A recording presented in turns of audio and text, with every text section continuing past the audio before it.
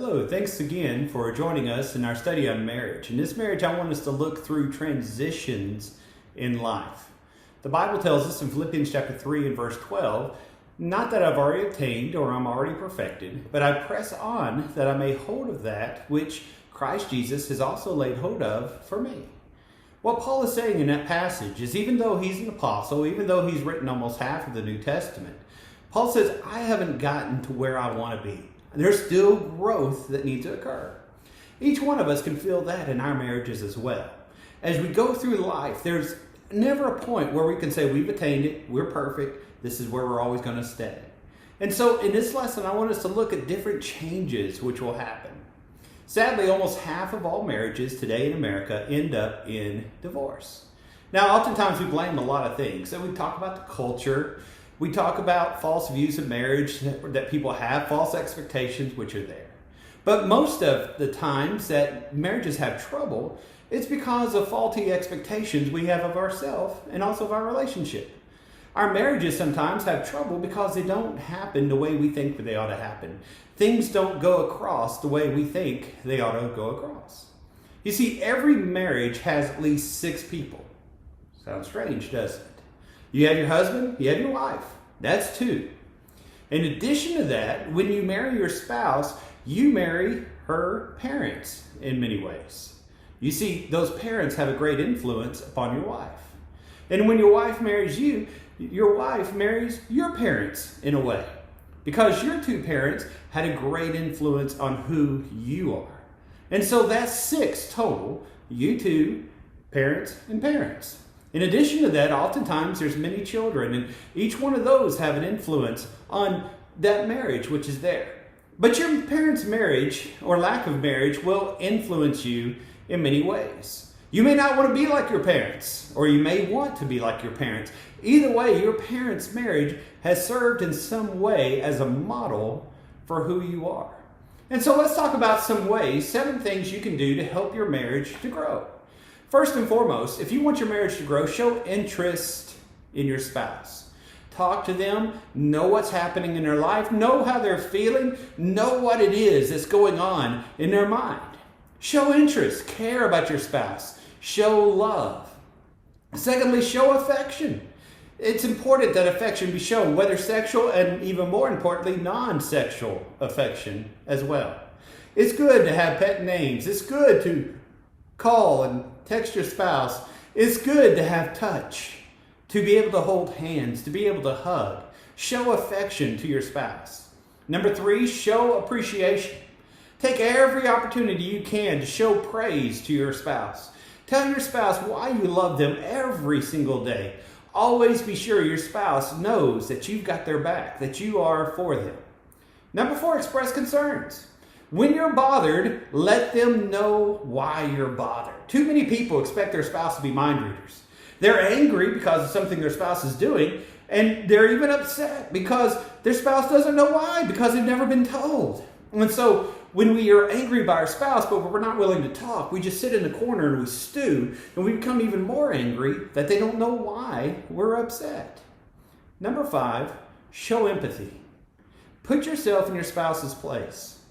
Why is it that they feel the way they feel? It's okay if you don't always understand everything that they're going through. But try to put yourself in their place to know why they're going through what it is that they're enduring. Number 6, have a sense of humor. Learn to laugh together. Create moments of joy together. You're only given one life. You're only given this marriage. So make that marriage the best you can be. Enjoy life. Laugh together. Love together.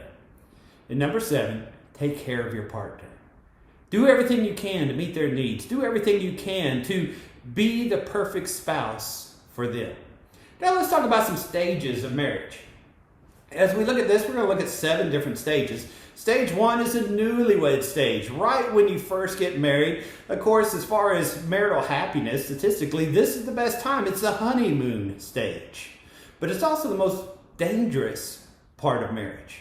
You see, when a husband and wife first come together, they're just learning what marriage roles are going to be like within that relationship. It's important during this stage to build a foundation that will carry you through life.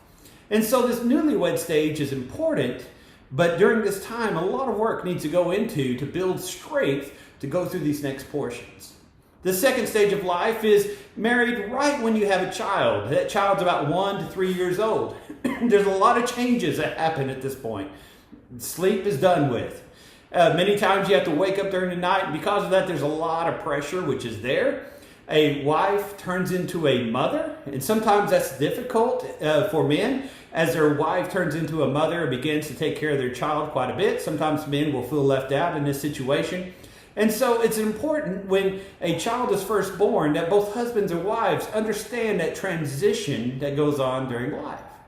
Number 3, children reaching school age as they go from toddler all the way up through preschool. It's a new stage in life as they begin to start t-ball and they begin to start some sports and begin to start some social activities. So marriage continues along through that area. Then as a child becomes older, begins school from age 6 to 11. Once again, many times you have sports which are going on during this time, dance and different things such as that. And it's important to watch those times as well. Number 5, the teenage level. Oh boy. Statistically, this is when the satisfaction of a marriage is at its lowest. What needs to be focused on during this time? Launching your children. Teaching your children how to be adults. Teaching your children to have a foundation of spirituality within them, to have their own relationship with God. Teaching your children to know what it means to be an adult. Oftentimes teenagers have the body of an adult but the mind of a child, and it's important to get their body and their mind to match up so that they're ready. And as we look at there at number 6, as the children go off into the workplace and go off into college, suddenly there's the empty nest. And a husband and a wife look at each other and say, "Who are you?" You remember that first or that second stage where the wife became a mother. Now suddenly at the empty nest, the mother in many ways becomes a wife again. And when the husband and the wife have put all their effort and all of their thought process and all of their energy into the children, and the children are gone, suddenly the wife and the husband look at each other and say, "Who are you? Why are we together? What in the world?" And so it's important to work in that empty nest stage to rebuild these things. What's interesting is statistically, marital satisfaction at the empty nest stage is very, very high. In fact, it's almost tied with the newlywed stage. Number 7, as you go along, the next stage is middle-aged parents. Oftentimes, parents, instead of taking care of their children, now are beginning to take care of their parents. People live longer than they have in many, many generations. And so because of that, oftentimes parents at this stage are taking care of their parents and trying to meet their health needs and trying to keep them to be independent in many ways. Also, we're beginning to deal with our own retirement and some of our own health issues.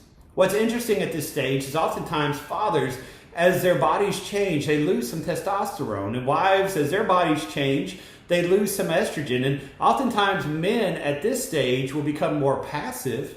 And oftentimes it's strange because in many ways marriage roles flip. Wives tend to be more aggressive at this age and husbands tend to be more passive. And we've got to be aware of that transition as we go through those sort of things. So what transition are you at? What stage of life are you at? It's important as you and I look at these things to recognize the things that go into our marriage between our parents and our children and our situation that create who we are. And it's important for each one of us to deal with these situations so that we can handle these things in a good and positive way. Of all the blessings the Lord has given to you, one of the better ones is the opportunity to be married, the opportunity to be with your spouse. And so make every opportunity you can to enjoy this situation and to grow and enjoy the wife of your youth.